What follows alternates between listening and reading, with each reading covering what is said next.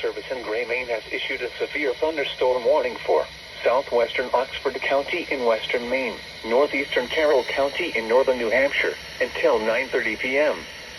At 8:44 p.m., a severe thunderstorm was located near Conway, moving northeast at 20 miles per hour. Hazard, 60 miles per hour wind gusts and penny-sized hail. Source, radar indicated. Impact, expects damage to roofs, siding, and trees.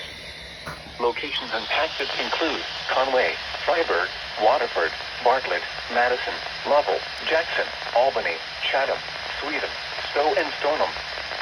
For your protection, move to an interior room on the lowest floor of a building.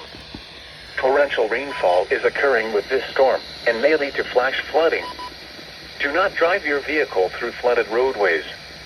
Repeating, a severe thunderstorm warning has been issued until 9:30 p.m. for the following county: Oxford, Maine, and Carroll, New Hampshire.